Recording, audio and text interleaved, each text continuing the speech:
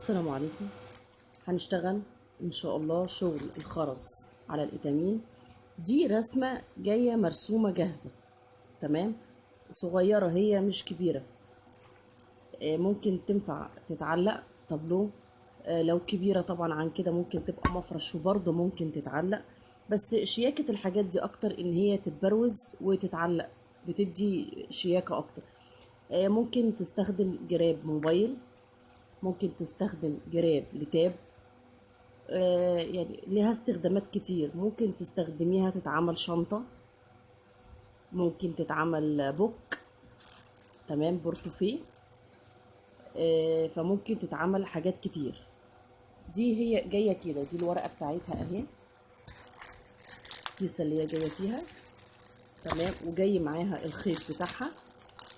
الخيط ده على اساس ان هي هتشتغل بالخيط مش بالخرز. عايز تستخدمي الخيط عادي وانتي بتشتغلي مفيش مشكلة، يعني تلضمي بيه بدل ما تعمليه. وبتيجي معاها ابرة، دي ابرة لو هتشتغلي بيها خيط اتامين مش خرز، انما احنا هنشتغل بالابرة الخرز بتاعتنا الرفيعة خالص، ارفع حاجة. هنستخدم الخرز اللي هو النمنم اصغر مقاس، تمام اهو، اصغر مقاس خرز. وده لسبب ان العيون بتاعتها هي نفسها صغيرة، ما ينفعش احط فيها خرز تفسيرة كبير. طبعا بنجيب التدريجات اللي موجودة، هي طبعا مثلا بيبقى فيها 3 تدريجات 4 تدريجات، انت براحتك، هي معمولة على لون الروز، انت تعمليها على الاحمر على النبيتي على براحتك يعني. بس انت عارفة ان انت بتستخدمي 3 تدريجات، تمام، يعني هي فيها هنا ادي لون 2، ادي 3 الوان، 4 الوان كمان، تمام، فيها درجتين 3 درجات اخضر. لو انا ما لقيتش متوفر مثلا في وانا بلف في الثلاث درجات اخضر، ممكن اخليهم 2. هنا في عندي 3 درجات موف، هستخدم 3 درجات موف، ممكن تبدلي اللون الموف بموف تاني.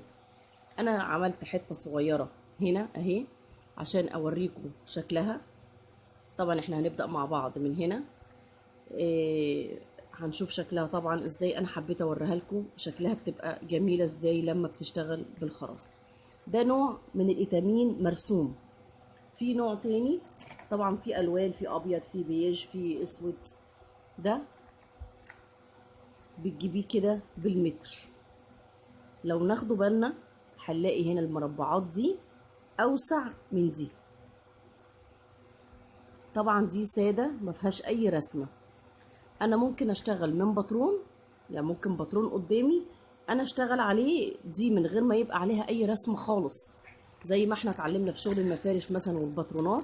هي اهي الرسمه نفسها اللي هي جايه معموله عليها المربعات بتاعتها، مربعات باترونات، لو تاخدوا بالكم منها اهي،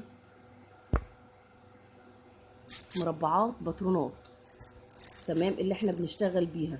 يعني لو انت مثلا في الرسمه بتاعتك عينك مصغره مش قادره تحددي الالوان، ممكن تبص لها من هنا مع الرسمه، الاتنين يبقوا ايه، متطابقين مع بعض.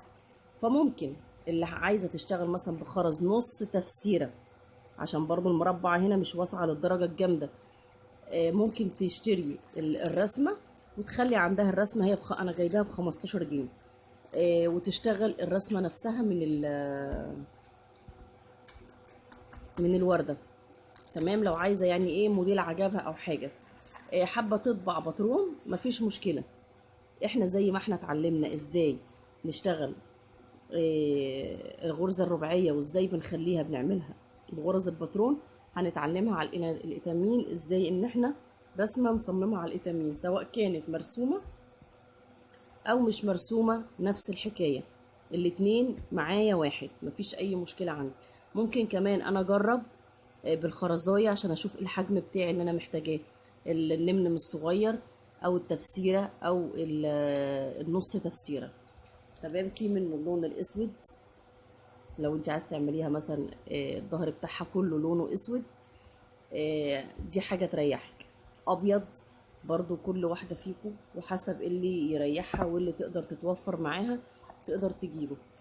طبعا لو الخرزايه هي صغيره، احنا بنستخدم الخيط بيبقى رفيع جدا شبه خيط الخياطه، ممكن تستخدمي غزل الحرير ارفع مقاس.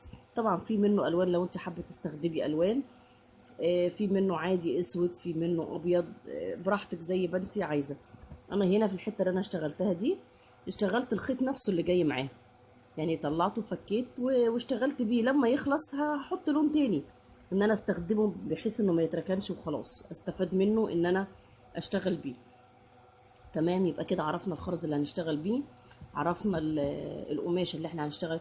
وممكن تشتغليها على قماشه ساده، بس لو اشتغلتيها على قماشه ساده من غير خرام من غير اي حاجه، هتحتاج منك في البدايه شويه مجهود ان انت هتخططي وهترسمي نقط زي الباترون، عشان دي هتبقى لسه اول تعليم ليكي. فخلينا دي شويه، احنا ممكن نعملها في ورشه بعد كده ان شاء الله، ازاي ان احنا نستخدمه على قماش عادي. تمام، يبقى كده عرفنا الخرز وعرفنا الخيط وعرفنا ان احنا نشتغل سواء على باترون او نشتغل على رسمه هي جايه مرسومه. فانا افضل اول حاجه نتعلمها تكون على رسمه مرسومه، هتريحك في البدايه. طبعا واحنا بنعمل الرسمه ممكن الرسمه تكون مطبوعه اصلا ملوحه شويه، يعني الرسمه دي جايه فيها لو همشي مع الخط بتاعها، بصوا اطلع بصوا في زياده اهي جايه من هنا، يبقى انا هساوي باكبر مقاس ليها في الشغل بتاعي. طبعا هنشوف واحنا بنشتغل، طبعا من كل جنب احنا بنشتغل بيه لازم يعني حتى لو بدأت واشتغلت كده هرجع بعد ما اخلص بقى هبدأ اظبط الشغل بتاعي، إيه اللي ناقص مني هعمله، إيه اللي عايز يكمل هكمله كده. تمام، فان شاء الله هنبدأ على خير. كده عرفنا الخامات اللي احنا هنحتاجها ايه، آه، الخرز والإتامين والإبرة بتاعتنا والخيط. هنبدأ بأمر الله على خير. كده احنا هنبدأ ان شاء الله نتعرف على الرسمة بتاعتنا. انا قلت ان انا استخدمت الخيط اللي انا لقيته جاي معاها. تمام، هو جاي فيه مجموعة الوان اهي. انا استخدمت اللون الاسمر في البداية، هاخد اهو الطرف بتاعه. تمام، وافكه اخد على قد ما انا اقدر استخدم، ما يتكعبلش معايا وانا بشتغل. تمام،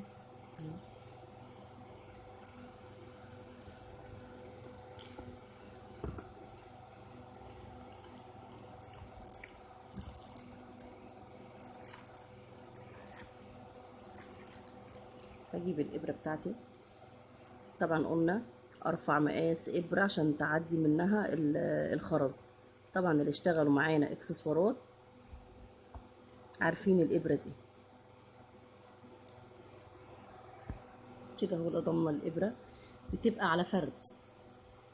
تمام، عايزه تعمليها على جوز اعمليها، بس انا بعملها على فرد. هاجي في الظهر بتاعي اهو. تمام، هثبت الابره. اهم حاجه في الشغل ده اي شغل نظافه ايديكي، نظافه شغلك وانتي بتشتغلي، ان ما يبقاش فيه عقد وكلاكيع.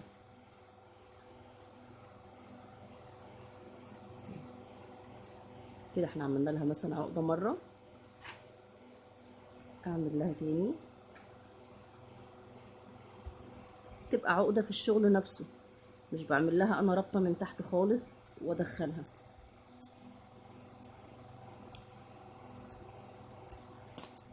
تمام، هاجي من اول، احنا عندنا هنا اخرام اهي كلها اخرام. تمام، هاجي عند الخرم اهو من تحت اهي اول خرم وهطلع كده اهو، طلعت من اول فتحه خرم تحت مع الرسمه اهي. تمام، هاخد طبعا اللون الارضيه عندي هنا هو اسود، هاخد خرزايه سودا. طبعا هدور بقى على اصغر خرز، واهم حاجه عندي احاول انه يكون متساوي.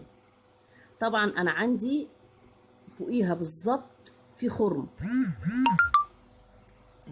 فوقيها يعني مكان ما انا طالعه فوقيها في خرم، هسيب اللي فوقيها دي وهاخد اللي جنبها. شايفينها فين؟ يعني ادي الدور الاولاني اهي، وادي الدور التاني. عندي اهو فوقيها فوق الفتله بالظبط في خرم اهو، في فتحه، هسيبها دي اللي فوقيها وهاخد اللي جنبها وهنزل للخرم اللي تحت. شايفين الفتله فين اهي؟ يعني في خط، هشتغل في الخط التاني من فوق لتحت. وخلي بالي ان لازم اتجاه الخرز بتاعي في كل الشغل يكون اتجاه واحد. يعني انا مشيته كده يبقى لازم امشيه كله بالورب من الناحيه دي، مشيته كده يبقى لازم امشيه كله. يعني لما اطلع للسطر الجديد هقلب ايدي عشان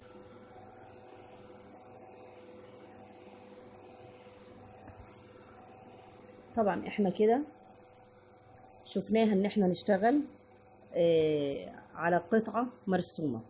انا برضو هوريكم ازاي ان انا اشتغلها على قطعة قماش سادة، اتامين سادة ما عليهاش اي رسمة، عشان لو في واحدة حابة رسمة معينة شافتها وحابة تصممها بس مش لاقياها في الرسومات اللي هي بتاعة الاتامين او الكنفا. على فكرة الكنفا قماشتها بتختلف عن الاتامين. الكنفا قماشتها العيون بتاعتها واسعة جدا وما فيهاش الفتل الكتير دي، يعني مش سميكة كده، لا بتبقى الفتل بتاعتها مفردة شوية وبعيدة عن بعضها، بس هي نفس طريقة الشغل. طبعا طريقة الشغل لو بالخيط بس بتختلف، ما بتبقاش كده تمام. في طبعا طريقة بالخيط بتبقى برضو بالورد، في بالخيط احنا بنعمل علامة اكس بالخيط فوق كل مربعة، بتبقى غرزة زي ما انت بتشوفيها مثلا في الباترونات. احنا لما بنشوفها بنشوف المربع، احنا بنحسب المربع غرزة، فهي علامة الاكس الواحدة بتبقى بمثابة غرزة. طبعا عارفة طبعا ان احنا في ناس كتير مننا ممكن يكون عندهم لوح في بيتهم موجودة لحد الآن بس معمولة بشغل الخيط. طبعا انواع الشغل اليدوي حلوة جدا ومريحة. المهم انت عشان تطلعي شغل مش عايزاكي تكوني بتعملي الشغل عشان انت بتعملي شغل، حتى لو كان هو عشان خاطر تدخلي منه رزق، لا حبيه. انت لو حبيتي الشغل نفسه انت هتبدعي فيه، هتعملي فيه حاجات ممكن اكون ولا انا ولا حد غيري وراها لك. ايدك لوحدها واحساسك وانت بتشتغلي هيفرق معاكي كتير. يعني انا مش بحب امشي على نظام خطوة 2 3. انا ممكن اسيب خطوة منهم وتديني نتيجة احلى، ممكن ازود خطوة انا من عندي تديني نتيجة احلى واحلى. فما تمشيش على الخطوات بالظبط، ما تبقاش ام ايه قالت لك هنعمل كذا وكذا وكذا يبقى هو ده، ولو خلفتي عنه هيبقى غلط. في حاجات لما بتبقى شغل عدد، يعني شغل مثلا في الخرز مجسمات شغل عدد دي لازم بتبقى ماشية معاكي بالعدد، لانك لو خلفتي عدد منها بيخلف لك الموديل اصلا اللي انت بتعمليه. انما كالوان شغل مثلا انك ممكن تزودي في حاجة، يعني ممكن هنا في دي ممكن نعمل لها برواز رغم ان هي مش معمول على الرسمة اصلا برواز. ممكن لو انا عايزاها على مساحة حاجة معينة وهي صغيرة ممكن انا اكبر مساحة الارضية بتاعتها. انا مساحتها مديني مثلا مساحة اسود او اللون اللي انا اختاره، هي في الباترون بتاعي اسود، انا ممكن احط اي لون تاني لو انا حابه لون تاني، هعمله حاجة معينة ومحتاجة لون الارضية الاغلبية شكل تاني ازوده. تمام تمام. هنمشي اهو بنفس الطريقة. طبعا بحاول انقي حجم الخرزة اللي يريحني اهي، هاخد من فوق لتحت. هخلي بالي طبعا وانا ماشية. شايفين الخرزية جاية بايه؟ بورد. دي لما بتبقى بالورد ولما يخلص الخرز بتديكي شكل حلو قوي في الشغل، تحسي زي كأنها ايه مموجة كده الشغل. طبعا سطر والتاني هتبدأ تبان معاكي. هنمشي طول الخط بنفس الطريقة، الا طبعا لو لقينا احنا عندنا طبعا هنا اهي في خرزايه مختلفه عايزين نوصل لها. تمام.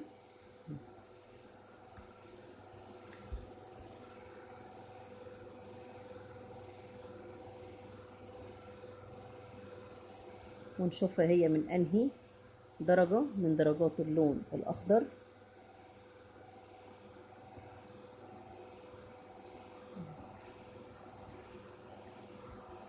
طبعا الشغل ده ممتع جدا جدا، حاجة صغيرة كده بتشتغليها في ايدك بتجسد لك شغل. طبعا في ناس تفتكر زمان احنا كنا بنشتغل الحاجات دي بالخيط، بالخيط الكاتون وانواع خيوط تانية برضو كنا بنشتغل بيها، وكان في انواع خيوط حرير حسب كل واحد ما كان بيشتغل. والاصح حسب كمان حجم المربعة نفسها. المربعة نفسها بتخليكي مثلا الكوتون ده كان بيبقى سميك شوية، في انواع منه سميكة، فكانت مجرد يا دوبك ايه فتلة واحدة. في خيط كنا احنا بنجيبه، كنا يعني نفس نوعية الخيط دي كنا تلضمي في الإبرة يعني 4 فتل عشان تديها سمك وتبان، تبقى عالية في الشغل، ما تبقاش منها للقماشة نفسها.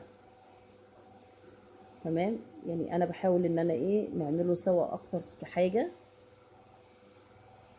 في ناس بتشتغل لون لون، يعني تشتغل لون في اللوحة كلها او المفرش كله، بعد كده تبدأ تعمل اللون التاني. لا كده هيتعبني، يعني انا لما اعملها كده هتتعبني في ايه؟ ان انا الخيط بتاعي خلاص بدل ما اكون خلصت السطر، لا هيبدأ ينتش معايا فيه درجة الاخضر دي، الاخضر الفاتح خالص. خدت خرزية اخضر فاتح خالص. تمام. واكمل بقية السطر بتاعي بنفس الطريقة. باخد الخرزاية وبنزل من فوق لتحت.